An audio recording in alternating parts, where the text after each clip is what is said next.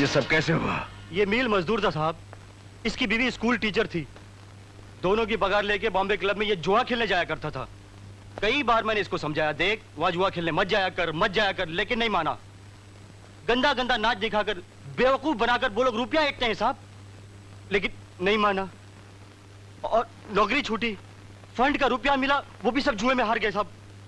और खुद तो जहर खा के मरा ही, और फिर सारे परिवार को जहर देके मार दिया। आपके तो बहुत चर्चे सुने साहब हमने, अन्याय और जुल्म के खिलाफ हमेशा लड़ते हैं आप। हमको भी न्याय दिलवाइए साहब, ये बॉम्बे क्लब हमेशा हमेशा के लिए बंद करवा दीजिए। साहब, मरने वाले के घर से ये ताश के पत्ते और चिट्ठी मिली है, और इसमें लिखा है कि हमने खुदकुशी की है।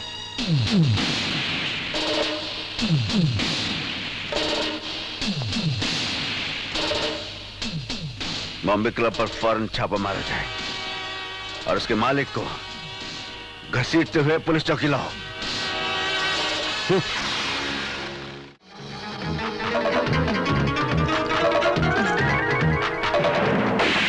खबरदार किसी ने भी हिलने की कोशिश की तो पकड़ो इन सबको।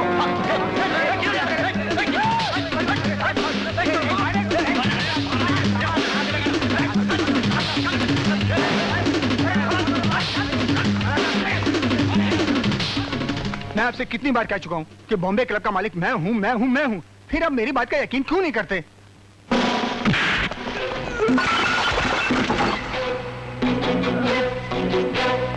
तू एक मामूली चाल में रहता है, तेरी बीवी एक टाइपिस्ट ऑफिस में, और तेरे बच्चे म्युनिसिपल स्कूल में पढ़ते हैं। तू अपने आप को बॉम्बे क्लब का मालिक कहता है? बता कौन है उस बॉम्बे क्लब का मालिक, बता।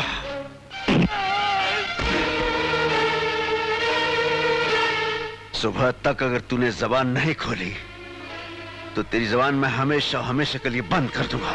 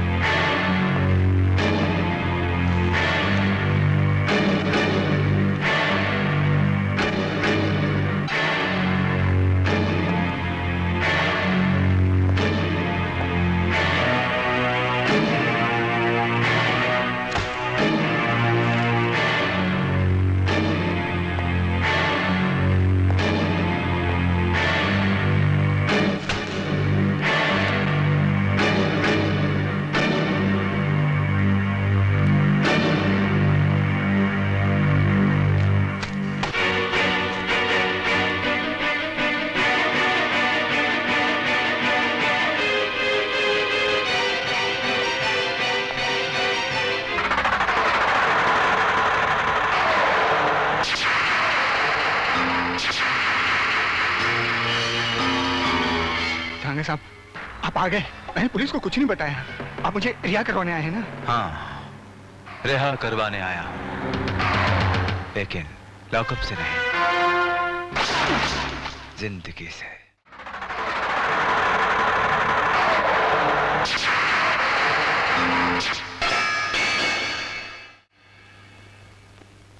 इंस्पेक्टर धर्म सिंह, तुम अपनी सफाई में कुछ भी कह लो, मगर तुम्हारा रिकॉर्ड बताता है कि आज तक तुमने जिस मुजरिम को भी गिरफ्तार किया उसे हमेशा अपना जाती दुश्मन समझा है, बिना सोचे समझे लोगों की पिटाई की, और आज इस हथौड़े से तुमने एक की जान भी ले ली। ये सरासर गलत है सर।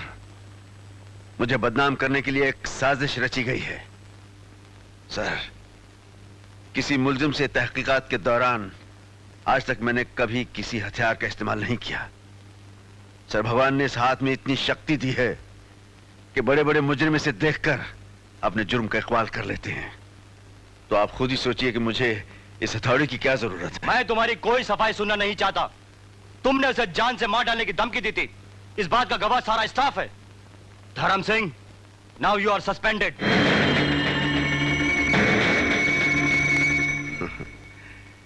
आज के इस दौर में हम जैसे पुलिस कर्मचारियों को इससे बड़ा इनाम मिल भी क्या सकता है। फिर भी आपने मुझे इतने दिन तक बर्दाश्त किया सर, उसके लिए शुक्रिया अदा करता हूं। जय हिंद। सर मुबारक हो, इंस्पेक्टर धर्म सिंह को सस्पेंड कर दिया गया है। मेरे बेटे की तबीयत खराब है और तुम मुझे इन हालात में ऐसे छोटे मोटे कामों के लिए मुबारकबाद दे रहे हो। शहर के हर डॉक्टर को फोन करो और कहो कि विकी के इलाज के लिए फौरन यहां पहुंच जाए। क्विक।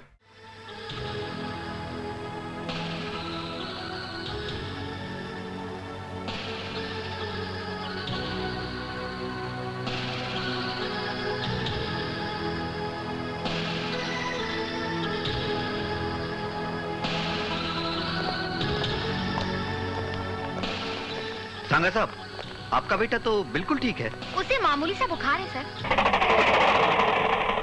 हमारे बेटे को एक छींक भी आ जाए तो हमसे बर्दाश्त नहीं होती, और आप कहते हैं कि उसे मामूली सा बुखार है। आई एम सॉरी सर, वैसे मैंने इंजेक्शन दे दिया है, सुबह तक बिल्कुल ठीक हो जाएगा। जी। अच्छा तो हम चलें? नहीं, सुबह तक आप लोग भी यहीं रहेंगे। जी? कैसे? सांगा साहब, आपका बेटा बिल्कुल नॉर्मल है। सर हॉस्पिटल में आज अर्जेंट ऑपरेशन है सर, उसका क्या होगा? सर अगर हम यहाँ रहेंगे तो हमारे मरीजों का क्या होगा? अगर आपके बच्चे यतीम हो जाएंगे तो फिर उनका क्या होगा? आज रात आप लोगों के यहाँ ठहरने का इंतजाम कर दिया गया है। किसी चीज की जरूरत हो मांग लीजिएगा।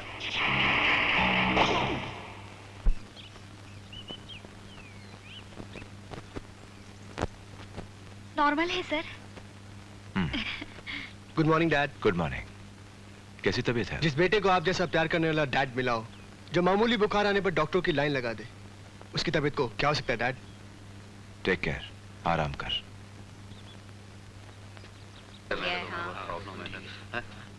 हम आप लोगों से बेहद खुश हैं कि आपने अपना कीमती वक्त हमारे बेटे को दिया है।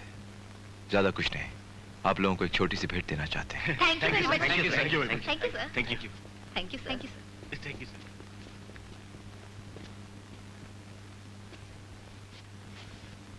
Doctor Hanif, doctor Kutar, doctor Shetty, doctor Shah, doctor Vora, doctor Ansari, doctor Ansari, doctor Ansari. Sanga साहब, डॉक्टर अंसारी नहीं आए। उनका कहना है कि वो एक मरीज के लिए सारे मरीजों को छोड़कर नहीं आ सकते। डॉक्टर अंसारी का क्लिनिक कहाँ है?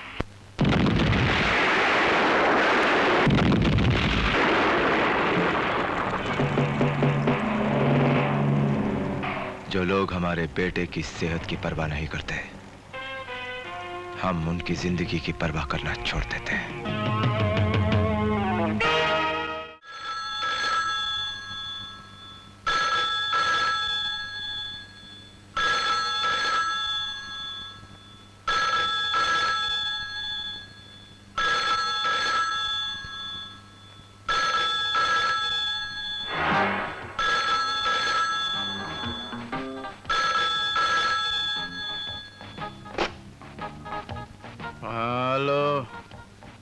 Inspector Godbole speaking.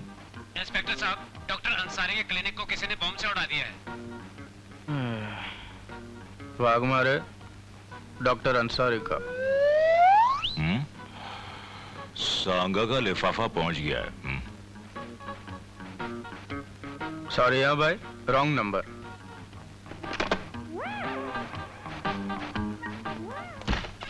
इंस्पेक्टर साहब, इंस्पेक्टर साहब, मेरे घर पे चोरी हो गई। सारे जेवरात चोरी हो गए। पूरे 4 लाख के थे। कितने के थे? पूरे 4 लाख के। 1.5 लाख? आप बैठिए ना। ए हवलदार, जी साहब। साहब के लिए चाय लाओ। मलाई मार के ला। जी साहब, अभी लाए साहब। ये क्या हुआ, टनननन कब हुआ, टनननन कैसे हुआ, क्यों हुआ? क्या बताऊं इंस्पेक्टर साहब, पुलिस स्टेशन के पीछे मेरा बंगलो है और रात को चोर आया, चोरी करके चला गया। और मुझे पता भी नहीं चला। और जब मैं सुबह उठा तिजोरी खाली थी। तुम्हारे जेवर तुम्हें मिल जाएंगे। ये बताओ कि तुम्हें जेवर 36 घंटे में चाहिए, 18 घंटे में चाहिए, 9 घंटे में चाहिए या 4.5 घंटे में चाहिए? इंस्पेक्टर साहब, मेरी समझ में नहीं आ रहा, आप साफ साफ कहिए, कहना क्या चाहते हैं? मेरे दिल में आज क्या है, तू कहे तो मैं बता दूं। हाँ इंस्पेक्टर साहब, बताइए ना। पोस्ट ऑफिस का सिस्टम मालूम है ना? सादा लिफाफा देर से मिलता है, टिकट मारो जल्दी मिलता है, स्पीड पोस्ट बहुत जल्दी मिलता है। लेकिन स्पीड पोस्ट के पैसे ज्यादा लगते हैं। मैं कुछ समझा नहीं। बलमा बड़ा नादान है। नादान?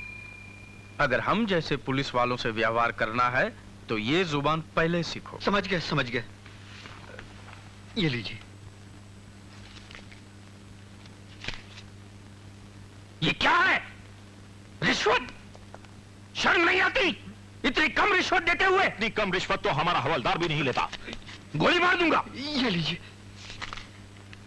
आप बाहर जाकर चाय पीजिए, आपका काम हो जाएगा। चाय वाले को पैसे दे देना, जाओ।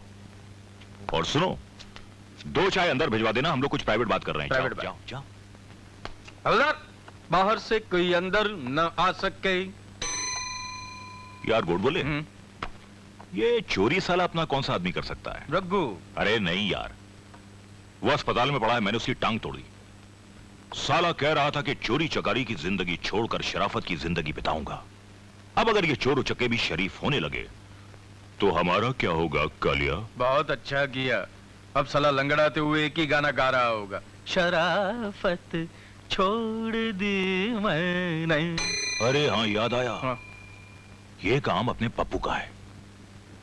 कल उसका फोन आया था कि एक बहुत लंबा हाथ मारने जा रहा हूं, संभाल लेना। संभाल लेते हैं।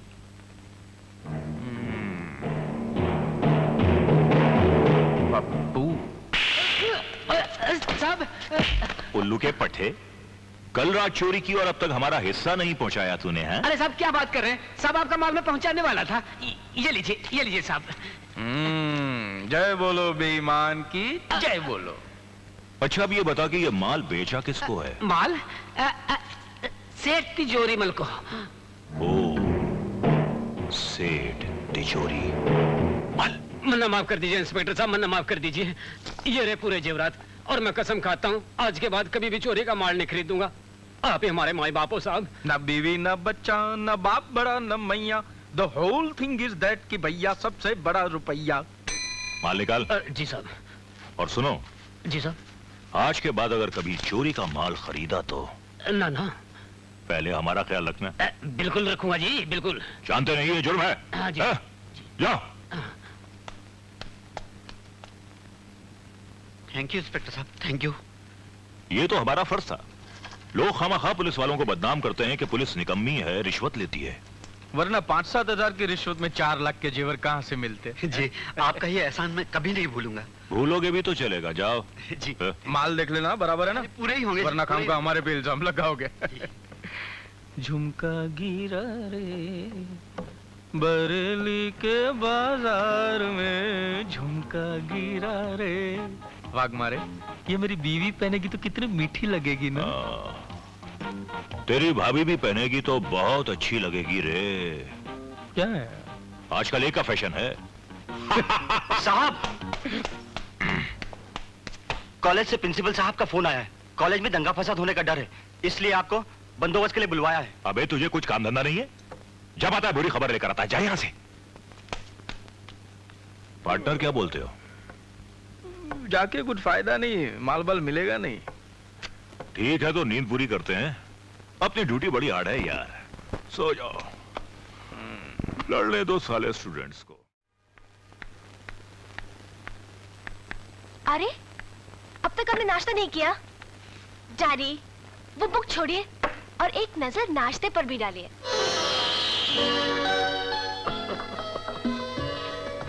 बेटा, अगर मैंने किताब पे से नजर हटा दिया और कोई घोड़ा मेरी नजर बचा के पतली गली से रेस आके जीत गया और वो घोड़ा मैंने नहीं खेला, तो मेरा तो नुकसान हो जाएगा ना।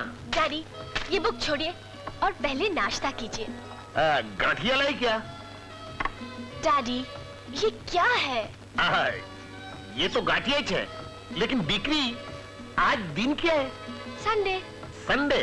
तो इसका मतलब है संडे को तो विजय अंडे खाने आता है। डैडी आज विजय अंडे नहीं डंडे खाएगा। हाँ समझ गया, तेरा झगड़ा हुआ है उससे, तभी तो तू लाल हरी काली पीली टैक्सी की जैसी होती जा रही है। डैडी मजाक छोड़िए, आज मैं उसे साफ साफ कह देने वाली हूँ कि ना वो मेरे लिए और ना ही मैं उसके लिए। मैं उसे भूल जाना चाहती हूँ डैडी। देख, तेरे मन के रेसकोर्स के अंदर जो घोड़ा सबसे आगे भाग रहा है ना, वो अपना विजयी तो है, और तू अपनी जिंदगी की बाजी उस पर लगाना नहीं चाहती। अरे बेटी ऐसा जुल्म मत कर, 50 का भाव है, खेल डाल वो घोड़े पे। मैं लिख के देता हूँ, वो हारने वाला घोड़ा नहीं है। मैंने फैसला कर लिया है डैडी कि मैं उससे शादी नहीं करूंगी। बेटा मेरे को गुस्सा मत दिला, एक बार मेरे को गुस्सा आता है ना तो फिर जाता नहीं है। तेरे को मालूम है 1947 में जब मेरे को गुस्सा आया था तो क्या हुआ था? क्या हुआ था? अंग्रेज लोग भारत छोड़कर भाग गए थे। Good morning uncle. अरे आ गया मेरा राशन, आ गया घर का। अरे बेटा पहले मेरे को तुम एक बात ये बताओ कि तुम मेरी बेटी से झगड़ा काहे को करते हो? पागल हो गई है ये। अब नाक पे मक्खी बैठने देती नहीं, जब देखो गुस्सा, जब देखो गुस्सा। पता नहीं क्या समझती है अपने आप को। डैडी हाँ। इसे कह दो यहाँ से चले जाए। हाँ। क्यों? क्या ये घर तुम्हारे बाप का है? क्या बोलता है? नहीं मेरा मतलब मेरे अंकल का है ना। हाँ मैं तेरा अंकल है। अंकल है अंकल। देखो मैं तुम्हें शराफत से कहती हूँ, यहाँ से निकल जाओ, वरना मजबूरन मुझे अपना सैंडल निकालना पड़ेगा। तो क्या मैं अपने जूते नहीं निकाल सकता? जूते निकालो। मारो मुझे, मारो। मैं क्यों मारूं? लेडीज फर्स्ट, पहले तुम मारो। तुम मारो। तुम मारो। अरे मार के तो दिखाओ। अरे मारो। देखो ना तो तुम जूता निकालते हो ना तुम सैंडल निकालती हो। मेरे को तो ऐसा लगता है कि मेरे को मेरी चप्पल निकालनी पड़ेगी। बात दरअसल ये भाई कि ये मेरा घर है। करेक्ट डैड, और इसे कह दीजिए आइंदा इस घर में कदम न रखे और मुझे हमेशा के लिए भूल जाए। देखो भाई आइंदा तुम ये घर में कदम नहीं रखना और मेरी बेटी को हमेशा के लिए भूल जाना। डैडी आप इतने डर के क्यों कह रहे हैं? डांटिए इसे। अरे गेट आउट! और आइंदा इस घर में पाँव नहीं रखना, नहीं तो तुम्हारे पाँव का पाए का सूप बनाकर पूरे मोहल्ले वालों को पिला देगा। Very good daddy. ठीक है अंकल, मैं तो चला जाता हूँ, लेकिन मेरे यहाँ आने का मकसद कुछ और था। कल रात मैंने सपने में घोड़ों की रेस की। घोड़े? अरे बेटा अगर मैं उसका बाप हूँ तो मैं तेरा अंकल भी तो हूँ। अब छोड़ो ना अंकल, अब जाने भी दो। एक तो मैं यहाँ आया आपको बताने के कल कौन सा घोड़ा जीतेगा। कौन सा घोड़ा, नंबर क्या? अब मैं आपको कुछ नहीं बताऊंगा। अरे बेटा चमड़े की जबान है, थोड़ा सा फिसल गई, माफ कर दे। नहीं बता सकता, इस घर के दरवाजे मेरे लिए बंद हो चुके हैं। अरे दरवाजे बंद होगा तो क्या हुआ? मैं ये दीवार फोड़ के तेरे को अंदर बुला लूंगा। नहीं बेटा मैं तेरे हाथ दबाता हूँ, नहीं पाँव दबाता हूँ, नहीं तेरा गला दबाता। नहीं गला तो मेरी बेटी दबाएगी तेरा, शादी के बाद में। शादी? अंकल आप मुझे एक बात बताइए। बोलो बेटा। कि आप अपनी बेटी से इतना डरते क्यों हैं? आप में बिल्कुल अक्ल नहीं। अरे जब ऊपर वाला अक्ल बांट रहा था तब आप कहाँ थे? बेटा मैं तुम्हारे को बुलाने को गया था। बेटा जरा बैठो ना। बेटा तुम मेरे को घोड़े का नंबर बताओ। आप मुझे किचन में जाने देंगे? अरे किचन की कहाँ बात करो, तुम बाथरूम में जाओ ना। लेकिन मेरे को घोड़े का नंबर बताओ। इसका कारण क्या है मालूम? आज तक तुमने मेरे को जितना नंबर बताया है घोड़े का, सट्टे का, मटके का, वो सब आइला है और हमने माल कमाया है। तुम्हारा कभी जजमेंट फेल नहीं हुआ है। मैं किचन से होके आता हूँ, फिर आपको खुल के बताता हूँ। हाँ। हाय जाने मन। तुमने अंदर घुसने की हिम्मत कैसे की? अरे हमने तो तुम्हारे दिल में घुस के अपनी मोहब्बत के झंडे गाड़ दिए, फिर ये किचन क्या चीज है? अरे मेरा बस चले ना, तो मैं अपना दिल निकाल कर इस खोलते हुए तेल में फ्राई कर दूं। तुम क्यों अपने दिल को तकलीफ देती हो? मुझे फेंक दो। देखो अगर तुम इज्जत से नहीं माने ना तो मजबूरन मुझे यही करना पड़ेगा। ठीक है मैं चला जाता हूँ, लेकिन पहले मुझे एक प्यारी प्यारी पप्पी दे दो। Come on hurry up.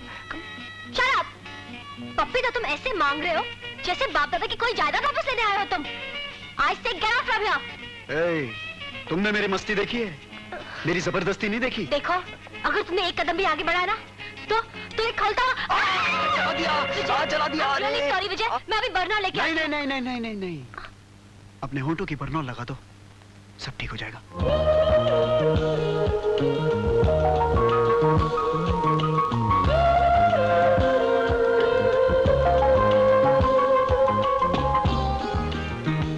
Anita, अगर ये तेल मेरे होंठों पे गिर जाता तो तुम क्या करती?